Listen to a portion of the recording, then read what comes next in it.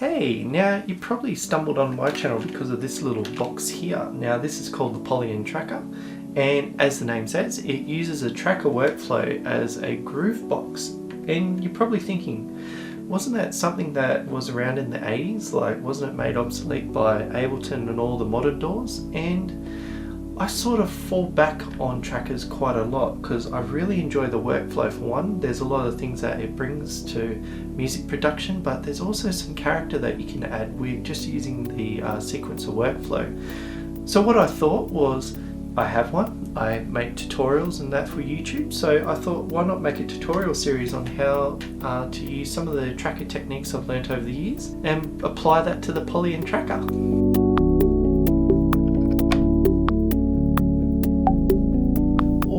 I've got the Polyend tracker loaded and ready to go, and you're probably thinking as soon as you see this looks nothing like Ableton or any of the other DAWs, so what's going on here? And it does look like a bit of a spreadsheet, but it gives us a really cool way of using a grid to sequence what we're doing, because like right now I've got this pattern loaded up. So we can see all our patterns here, so I can change between those using the buttons. Each pattern has a track that we can allocate. So right now I've got 8 tracks here showing, and then with each of those tracks has block information that we can edit. So we've got things like the note information, and then we've got the instrument, which is how we load in our samples,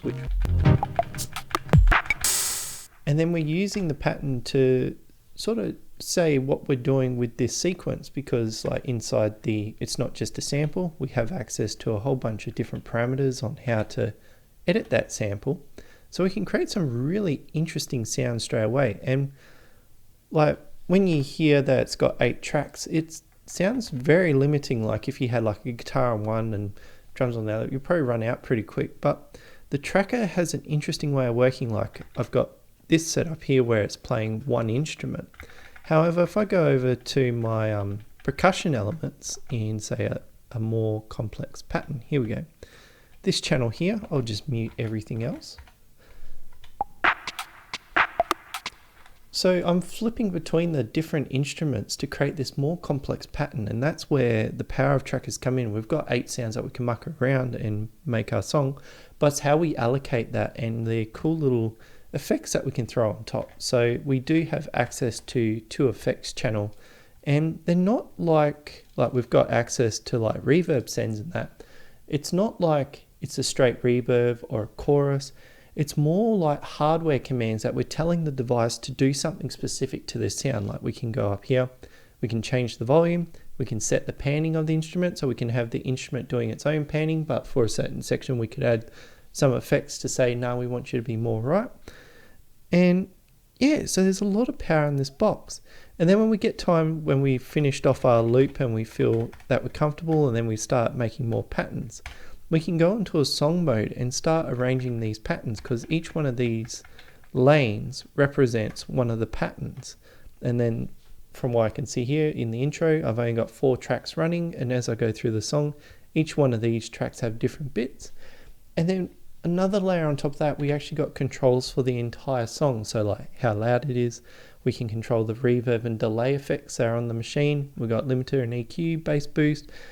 We've got ways to mix our tracks, and we've got some other signals that we can muck around with as well. So it's got this really cool effect of we can go from like super far out from the music. As we go further and further in, we can get really granular to how we edit our music.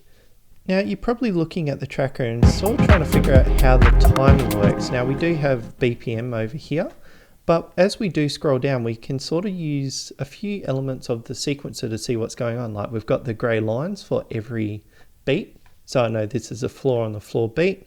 I've got kicks on each one. And what else I've got here is that you probably notice there's some letters in the side numbers. Now this is using hexadecimal, and that really means that we're just counting to 16 with one number. So instead of going 8, 9, 10, we go 8, 9, A, B, C, D, E, F, and then 10, which means from A to F gives us 6 extra values that we work with. But when I'm looking at the tracker, I'm using that first number to know which bar I'm in. So I've got 4 beats here, and then we go into the second bar. Programmer wise, you always start on 0, so I just add 1 to it, so 1 is 2. And then yeah, as I'm going through the sequence, I can sort of see what's going on, and it's like, alright, I'm coming close to the next section, so I can go on performance and start changing up the different parts. Now if you feel that this is a bit uncomfortable, Polyend has given a few different options in their general settings. We can actually change the pattern arrangement so it's in a horizontal view. So if I throw that on, we've got the drums. Now as you can see, it scrolls left to right. Now have a play with how you want to use the Polyend tracker. Feel free to use horizontal and normal numbers if that's better suited for you. But I'm going to use hexadecimal numbers and a vertical layout just because I've been using trackers for so long and that's what I'm used to. Now I'm just going to stop there, or I'm going to just start drooling all over the device. Really this video was to give you a bit of an introduction to what's going on inside the box and why I really enjoy this type of workflow. Now to help me out with the demoing the Polyend tracker, I built a little sample pack that you can download in the link below and get that loaded onto the device, because we'll be using those samples to create a bunch of different programs and patterns that we can use to make our music. Now you have your type of musical taste in that, so I'm not going to focus on making a specific type of genre in this series. It's going to be more about what we can use the tracker to do. Now the first couple of videos we're going to go through the individual elements, like how we're going to set up groove, how we're going to set up drums, adding bass and melody to that, as well as pads and texture elements. And then we're going to start how we're going to expand on that loop, create different variations of that loop, so when we go into the song pattern mode we can expand it out into a full song.